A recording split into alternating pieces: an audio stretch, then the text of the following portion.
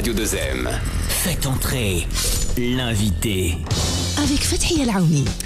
Bonjour, ravi de vous retrouver pour un nouveau numéro de Faites entrer l'invité. Nous sommes au mois de juillet et avec la période estivale, le beau temps, de plus en plus de migrants, comme chaque année, tentent au péril de leur vie de rejoindre les côtes européennes. Ce week-end, les médias ont relayé un nouveau drame, des images terribles du naufrage d'une embarcation de fortune, l'image d'un père sur un morceau de bois en pleine mer, portant à bout de bras un bébé âgé de seulement 4 mois. Ils ont été sauvés in extremis par une équipe de Médecins sans frontières. Des images terribles, traumatisantes pour beaucoup, comme celle de Nador et Melilla, encore dans toutes les mémoires où le désespoir a conduit au pire, la perte de 23 vies. Mais ce drame était différent, pas de femmes, ni d'enfants, mais un assaut en masse, un assaut violent et pour la première fois avec des armes.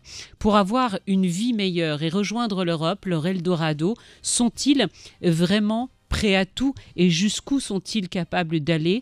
Comment s'organisent-ils? D'où partent-ils? Avec moi aujourd'hui, un jeune homme qui a vécu ça dans les moindres détails, qui a vécu ce périple, qui a vu de ses propres yeux comment ces assauts se préparaient dans les forêts jusqu'à ce qu'ils appellent la déclaration de guerre. C'est Teddy Patou qui est avec moi aujourd'hui. Bonjour Teddy. Bonjour Fathia, merci de m'avoir invité. Merci à toi.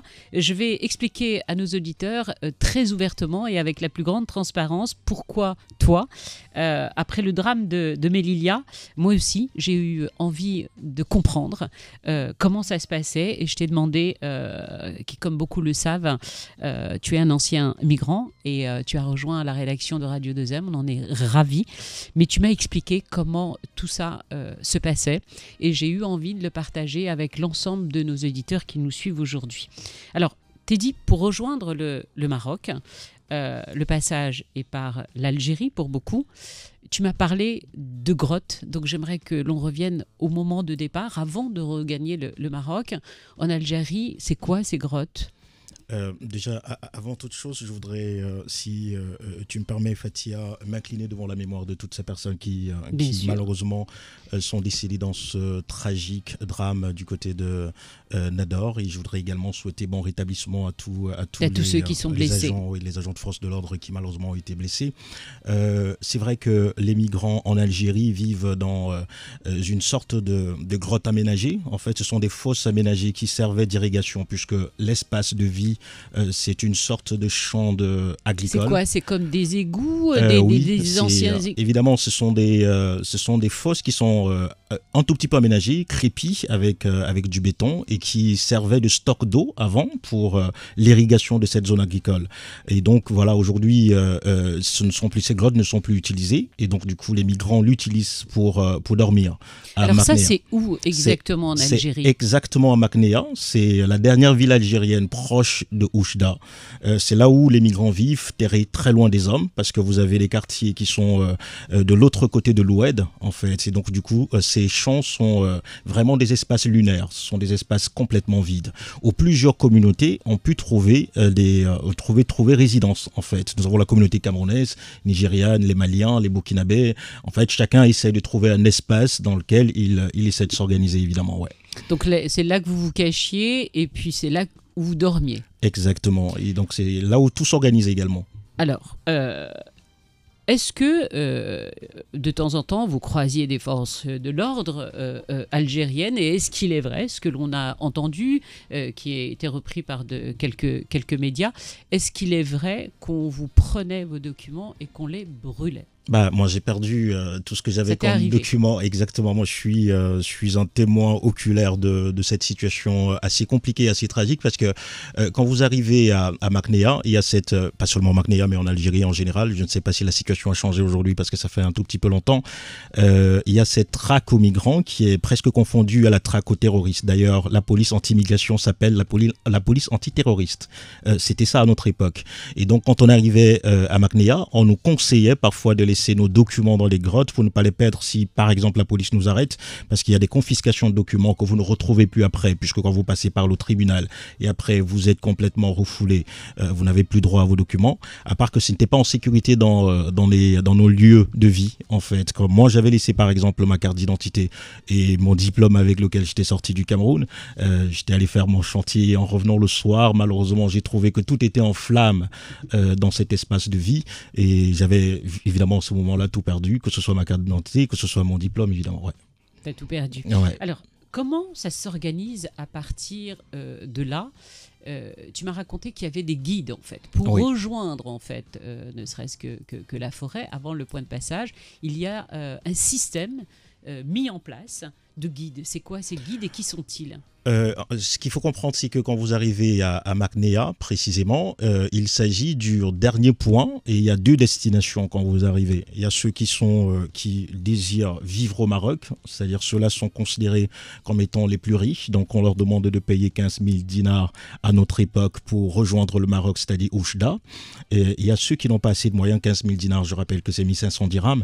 Et il y a ceux qui sont destinés à la forêt, c'est-à-dire partir à Nador, à Korogo, justement pour essayer de rentrer par la barrière, qui doivent payer 1500 dinars, c'est-à-dire 150 dirhams. Et là-bas, il faut savoir que c'est des marches à pied, c'est des parcours qu'il faut maîtriser. Et nous avons quelqu'un qui a déjà connu cette route par plusieurs fois, soit parce qu'il a été plusieurs fois refoulé, c'est-à-dire qu'il est parti essayer d'entrer, il n'a pas pu réussir. Et donc, du coup, il a maîtrisé le circuit et l'itinéraire. Il devient votre guide. Et quand vous arrivez et que vous payez cet argent... Mais lui, c'est pas pour traverser. Lui, il gagne de l'argent juste en faisant ça. En fait. Et forcément pour économiser et traverser par un autre moyen. Peut-être, évidemment. Donc, parce que lui également, il est là pour aller en Europe. Et donc, quand vous donnez les 1500 dinars, il y a le droit de guidage dans ces 1500 dinars. Et il y a aussi également l'argent qui sert à entretenir, on va dire, la hiérarchie qui s'est mise en place à Macnéa. Parce qu'il faut comprendre que ce sont des sociétés organisées. On a un chairman qui est censé être le président, on a un secrétaire général, il y a également des policiers qui sont là, qui sont des personnes en fait qui organisent tout ça. Et, il y a des policiers oui, il y a des policiers qui vous accueillent, qui sont ceux-là qui sont censés déjà vous demander, en fait, vous imposer de payer les droits qu'on vous demande. Et il faut aussi préciser qu'à notre époque, il fallait payer ses droits pour partir. Parce que moi j'ai fait presque, j'ai envie de dire... Attends, que je comprenne, là tu vas un petit peu trop vite. Il y a parmi ces guides... Il y a des policiers donc algériens. Non, ce ne sont pas des guides et ce ne sont pas des policiers algériens. En fait, c'est qui alors la police? C'est dans la communauté. C'est dans la communauté, évidemment. Il y a en fait, chacun a un titre bien défini, c'est ça? Exactement. C'est-à-dire que vous avez un chairman, c'est-à-dire un président. Et après le président, vous avez le secrétaire général, qui est la deuxième personnalité de la communauté. Vous avez ensuite des policiers, ce sont ceux qui sont des censeurs de l'organisation de la communauté. C'est-à-dire que si vous avez fait une erreur, vous méritez d'être puni. Ce sont les policiers qui vous punissent.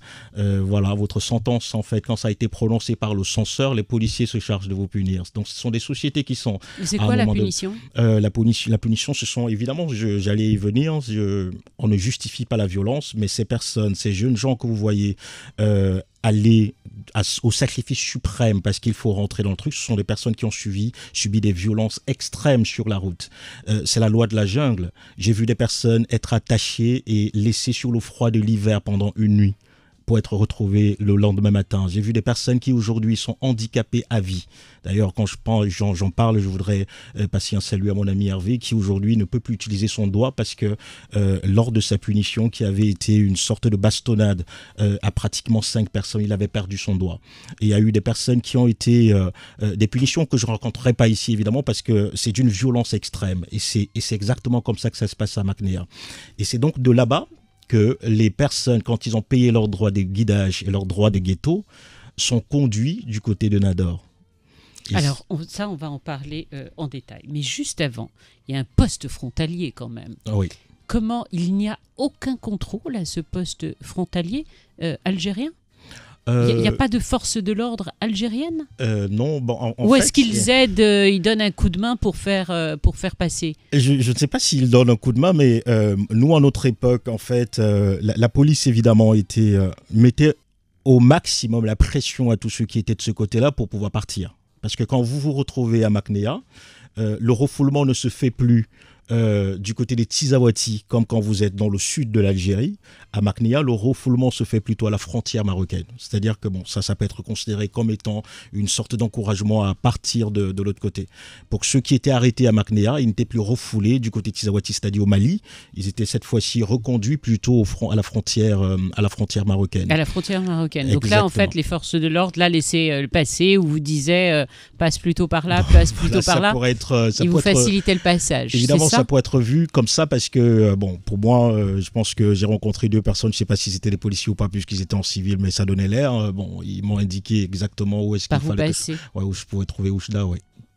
Alors, ensuite, et c'est là où je veux en venir, parce que c'est important de nous le raconter à tous, c'est comment ça se passe au sein de la forêt de Nador. Quand vous arrivez à rejoindre la forêt de Nador, qu'est-ce qui se passe là-bas? Tu as parlé de toute cette organisation, de présidents en fait de chaque communauté, mais on a vu ces assauts. Le dernier, c'était quand même 2000 personnes, et on a du mal à imaginer comment on arrive à regrouper autant de personnes. Comment ça se passe? Comment on arrive à organiser un assaut comme celui-là et avec autant de violence? Tu racontes ce qu'ils vivent, mais comment ça s'organise? En fait, évidemment, c'est justement ce qui n'est pas peut-être pris en compte. Il y a de nombreuses personnes en forêt. Nous sommes de plus en plus nombreux. Et à mon époque, c'est quoi, c'est des milliers? Oui, nous sommes plusieurs milliers en forêt parfois. On peut atteindre parfois 3000. Moi aussi, j'ai été très étonné à mon époque de voir autant de monde qu'on pouvait avoir dans cette forêt et à vivre dans des conditions extrêmement compliquées. Et donc, ce sont encore une fois en forêt. C'est un tout petit peu comme l'organisation de Maknéa. C'est organisé en communauté. C'est-à-dire que les personnes se regroupent selon les nationalités. Et en forêt, ceux qui sont là, ce sont ceux qui n'ont pas eu d'argent pour payer des passeurs et aller peut-être par voie maritime ou autre chose. Donc ces personnes-là, quand elles arrivent en forêt, elles s'organisent en masse pour faire ce qu'on appelle une attaque massive.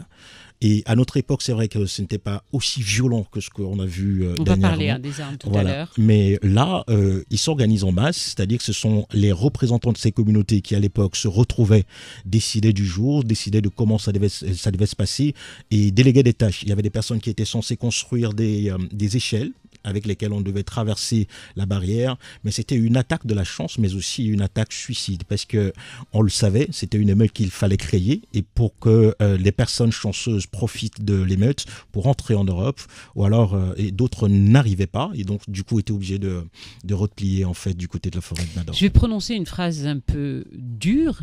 Est-ce que vous étiez prêt à aller jusqu'à la mort? Je vais encore aller plus loin. Est-ce que vous étiez prêt à tuer? Parce que certains ont montré une violence assez inédite.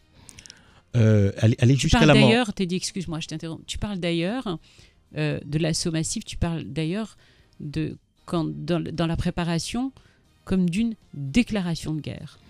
Est-ce que nous sommes prêts à aller à la mort? Je pense que nous cultivons depuis le début de notre aventure cette mentalité suicidaire, j'ai envie de dire, parce que quand je prends le cas de ceux qui partent du Cameroun et qui doivent traverser par exemple à pied le Nigeria, qui est un pays qu'on le sait assez violent à certains endroits, c'est déjà à ce moment-là que commence ce sacrifice en fait, c'est-à-dire cette idée suicidaire, ça commence à ce moment-là.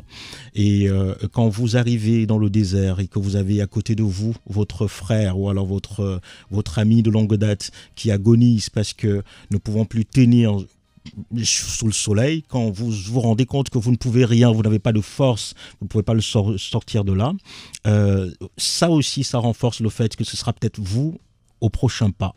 Quand vous arrivez à Tamanrasset et que vous vous rendez compte de comment vous êtes chosifié, de comment est-ce que vous êtes traité, de comment est-ce que vous pouvez aller faire le ménage chez un monsieur parce que vous avez envie de gagner un peu d'argent et dignement et qu'il vous serve de la nourriture à côté d'une cage de chiens. Vous comprenez que là... Ça, c'était en Algérie? Oui, c'est en Algérie, à Tamanrasset. Et ça nous est arrivé, moi je suis le témoin où j'ai fini de faire le ménage chez un monsieur et que nous avons été servis sur du plastique à côté de la cage du chien. Quand vous y arrivez, vous perdez de votre humanité. Vous y croyez d'ailleurs qu'à ce moment-là, peut-être qu'il faut tenter tout pour sortir d'ici, quel que soit le prix que ça va coûter, parce que finalement, j'ai l'impression que je ne vis plus. Quand vous rentrez chez vous le soir et que ce n'est pas chez vous, c'est une grotte aménagée, vous avez mis des cartons sur le sol pour dormir. À ce moment-là, vous avez cet esprit suicidaire qui commence à se mettre en place. Vous réussissez à traverser Tamanrasset, Insala, qui est la barrière la plus surveillée, je pense, du monde, et vous arrivez à Maknéa. Quand vous arrivez à Maknéa, vous trouvez vos propres frères qui, à ce moment, vous imposent des sévices que vous n'avez jamais imaginés. C'est-à-dire que vous vous dites que vous avez fini avec la police algérienne. Cette fois-ci, je suis avec les miens. Et quand vous arrivez là-bas, vous retrouvez une violence qui est une violence qui peut parfois ne pas s'expliquer. À ce moment, vous cultivez l'esprit suicidaire. Vous arrivez à Nador. Et arrivé à Nador, puisque vous êtes sur cette route pour aller en Espagne, quand vous êtes sur les collines de Corogo, vous avez une vue panoramique de Melilla. C'est votre objectif. C'est pour ça que vous êtes parti de chez vous. Cette vue, elle est magnifique. Et vous n'avez qu'une seule envie quand vous regardez ça pour la première fois. Je pense que tous les migrants qui m'écouteront ici ont eu ce sentiment-là. Ils voulaient tenter le tout pour le tout et y arriver parce que ce n'est qu'à quelques pas. Il n'y a qu'une barrière de pratiquement 6 mètres de haut et de 2 mètres de barbelé qui vous sépare. Et vous vous dites, quel que soit ce qu'on me demande, qu'on me propose maintenant pour traverser cette barrière, je suis prêt à le faire parce que l'objectif, il est là, il est à côté. Et je n'ai plus aucune envie, puisque la route clandestine, je le dis chaque fois, c'est un piège à souris, puisqu'au fur et à mesure que vous avancez, ça se referme derrière vous. Vous vous enfoncez sans argent. Si vous voulez faire le chemin retour, vous subissez les mêmes sévices sur le chemin retour. Donc pour d'aucuns, je suis dans une situation où c'est une sorte d'impasse. Et voilà, il n'y a plus de marche arrière, donc il faut que je fonce, même si c'est tête baissée. Maintenant, à notre époque, nous n'étions pas partis jusqu'à l'envie de, je sais pas, le besoin ou l'envie de faire mal aux gens, de tuer les gens ou quoi que ce soit. Non, pas du tout. Nous, l'intention était simplement de forcer le passage, c'est-à-dire que de voir dans quelle mesure, en masse, on pouvait créer cette émeute-là. Et à cette époque, il n'y avait pas d'armes. On n'utilisait rien du tout. On construisait des échelles, on fonçait comme on pouvait foncer. Et je profite d'ailleurs de l'occasion pour rendre hommage à mon ami Ernest, qui est mort dans ces conditions également.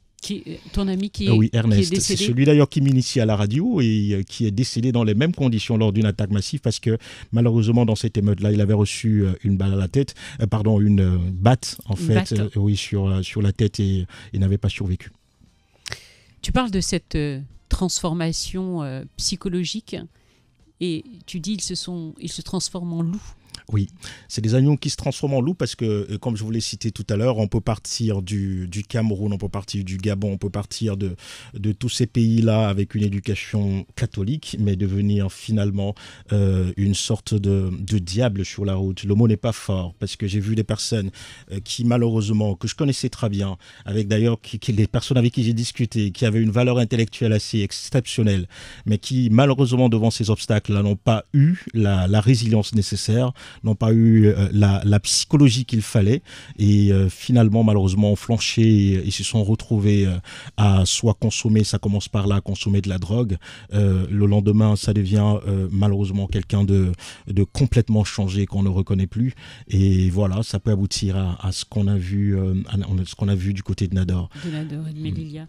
La police marocaine, Teddy, et une chaîne espagnole, il y a encore quelques jours, a montré les armes saisies de ceux qui avaient tenté de franchir et ceux qui ont franchi d'ailleurs la frontière marocaine et qui sont arrivés à Melilla.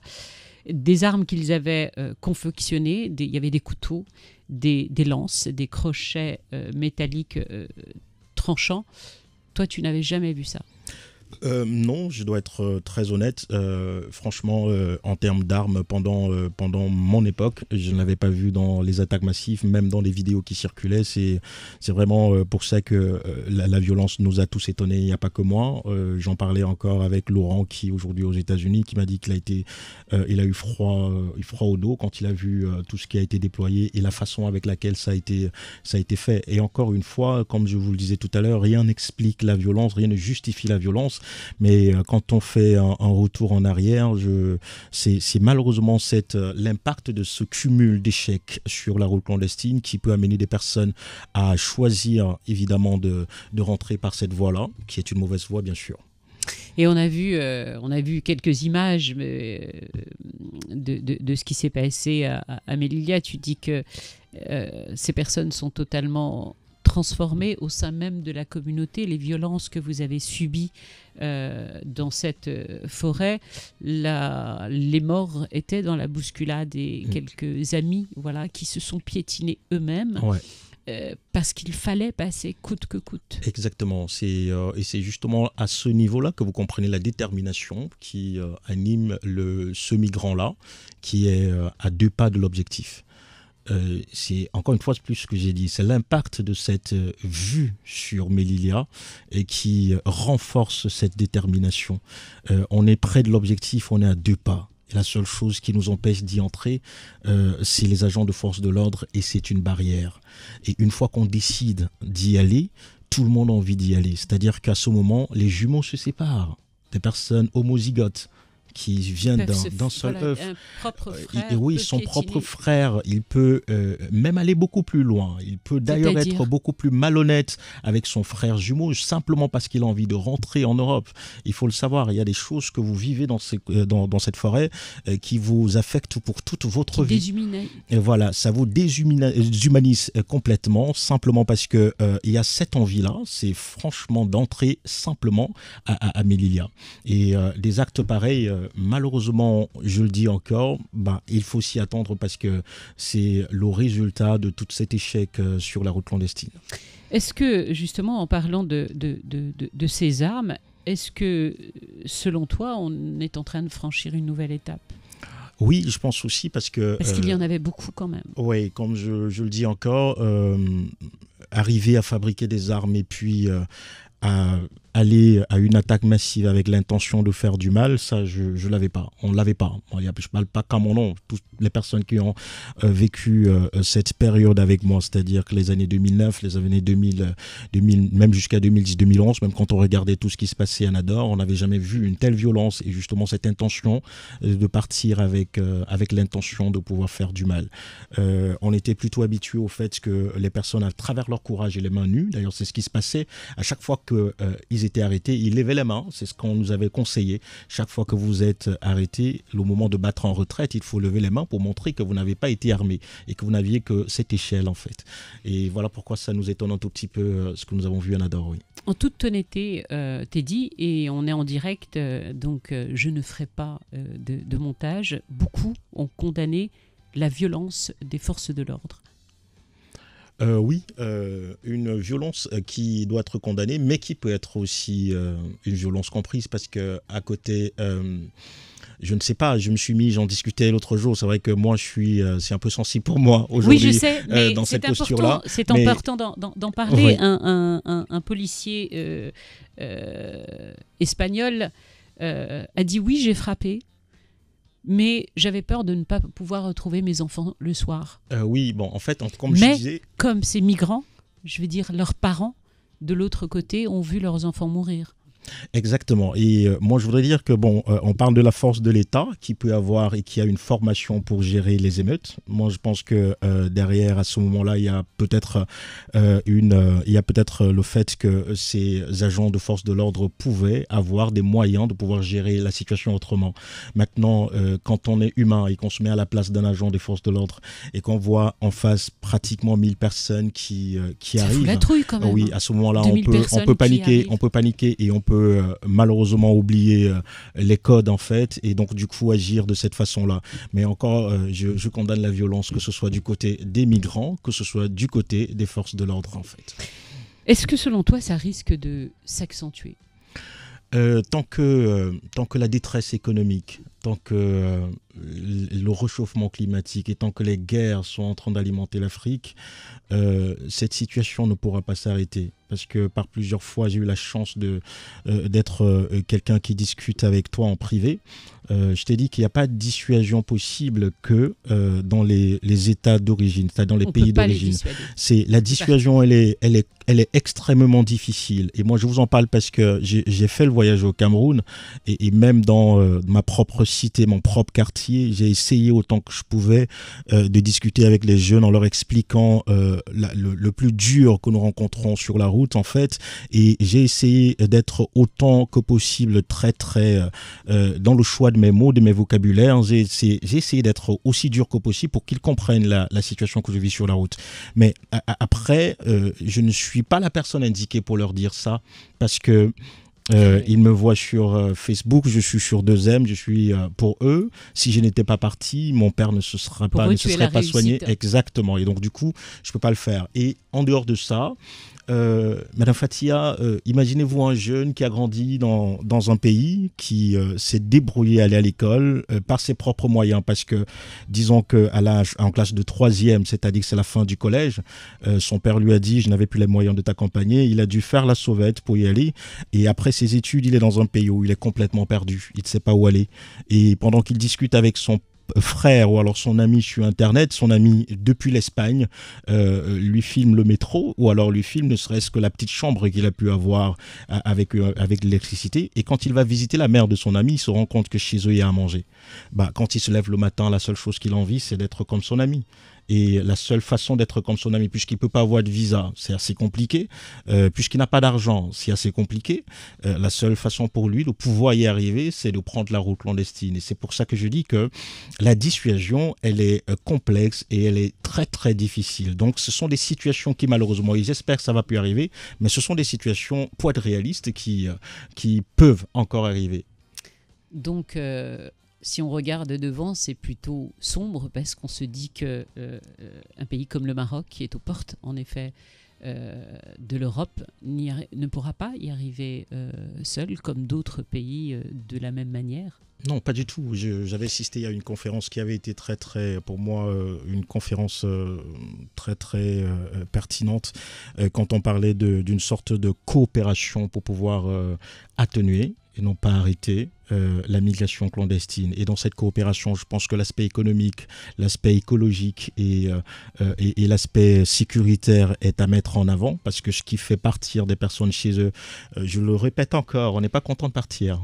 Quand on s'en va, c'est toujours une déchirure. Et je disais aux gens, quand vous partez de chez vous et que vous foulez la terre, une autre terre que la vôtre, vous êtes traversé par un frisson. Et votre première nuit est difficile et très très difficile.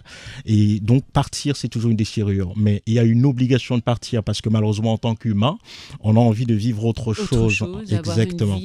Une vie un peu meilleure, ouais. Bien évidemment. Et voilà ce qui pousse pas mal de personnes à partir. Donc la dissuasion, encore une fois, c'est une coopération, parce que quel que soit ce que vous dites aux gens, aujourd'hui, j'ai dit à tous mes amis, d'ailleurs, qui sont au Cameroun, oui, vous voyez un Teddy Patou à la radio, peut-être très épanoui parce que je suis dans une superbe radio et j'ai une superbe équipe autour de moi, mais vous n'êtes pas dans mes nuits, parce que ce qui se passe, c'est que quand vous rentrez le soir et que vous vous rendez compte de ce qui vous arrive, celui qui vous a mis dedans, il n'est plus là, il est mort en fait, dans des conditions terribles.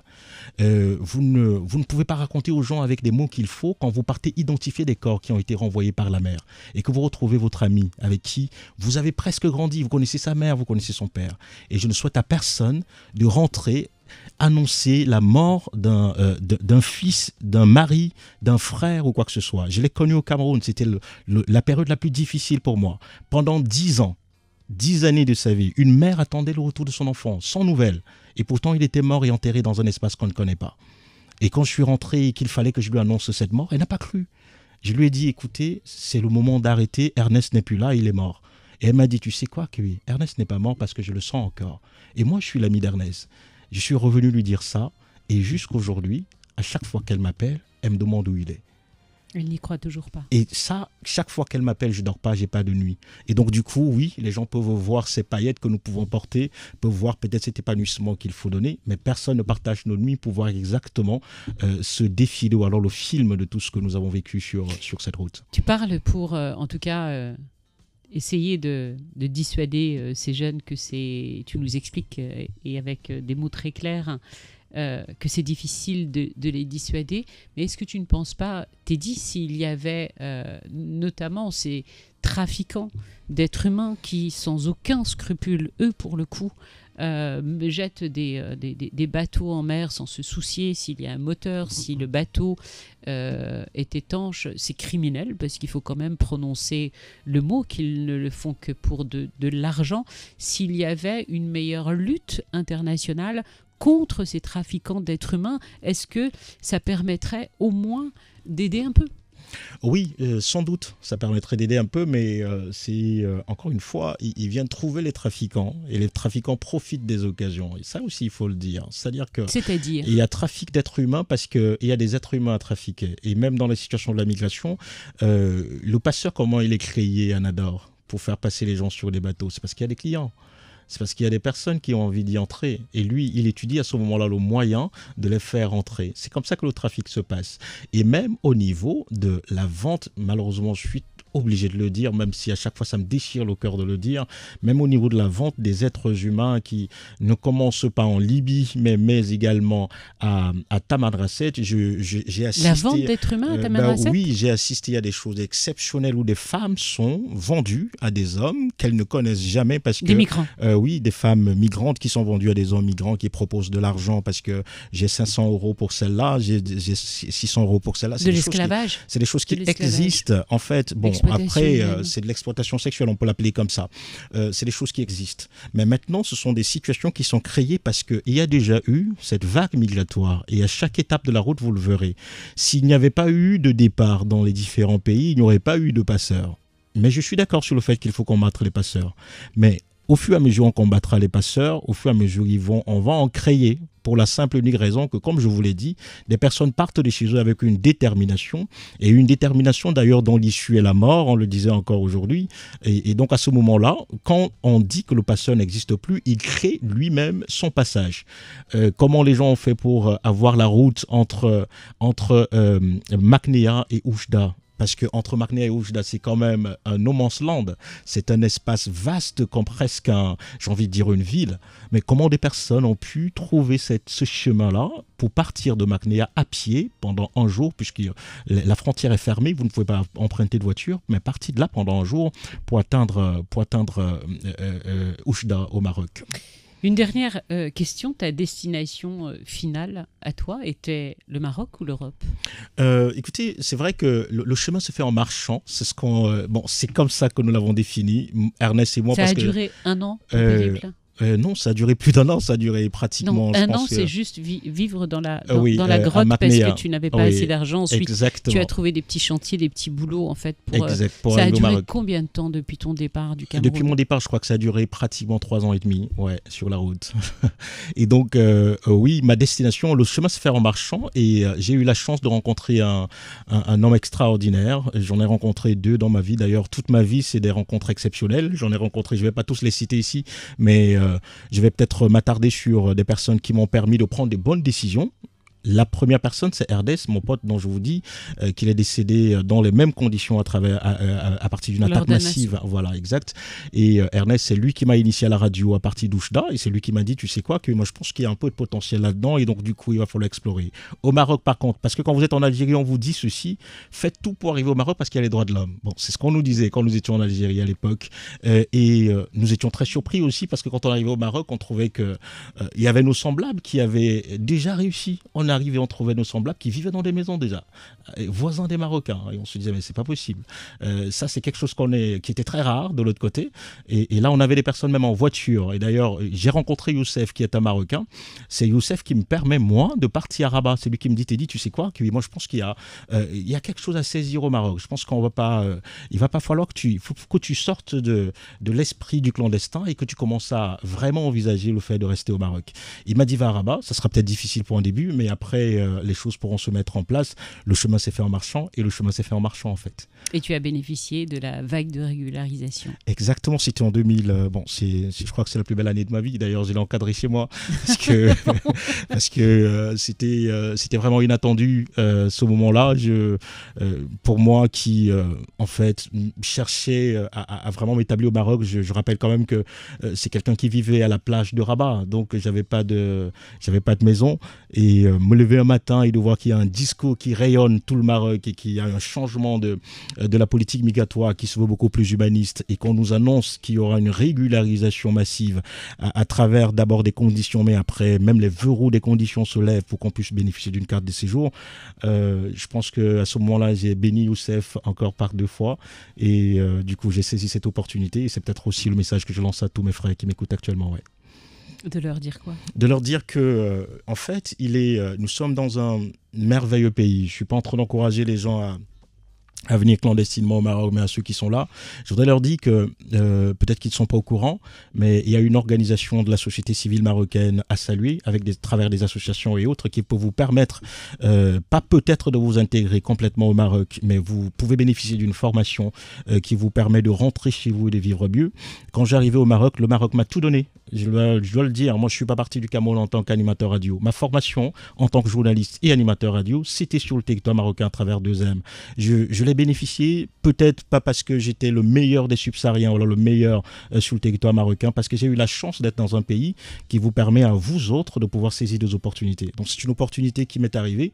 J'ai saisi cette opportunité, j'ai été accompagné. Aujourd'hui, je suis très très heureux de vivre ce que je vis. Donc c'est ce que je leur dis. Le Maroc donne des opportunités de formation à travers des associations qui pullulent, et je dis encore qui pullulent. J'étais encore l'autre jour j'ai présenté à travers encore toi, Mme Fatia, la journée des réfugiés. La journée des réfugiés. Voilà, j'ai vu combien on les accompagne, on leur offre des formations, et pour les migrants c'est pareil. L'ODT en fait extrêmement. Plein d'associations en font, donnent des formations dans pratiquement tous les secteurs. On peut partir de là avec des outils pour pouvoir se construire une autre vie que ce qu'on avait chez nous, en fait. Et la première fois que tu as pu retrouver ta famille, la séparation, le manque de contact, tu auras mis quand même pratiquement 11 ans. 11 ans Oui. avant de retrouver les tiens Oui. et de nous revenir parce qu'il fallait quand même te remettre au boulot après les vacances. Évidemment. Merci infiniment de ton témoignage. Merci Fatia. Sincère, des douleurs qui sont difficiles à entendre mais qui sont essentielles pour tous. Merci encore Teddy. Merci Fatia. Vivre avec vous.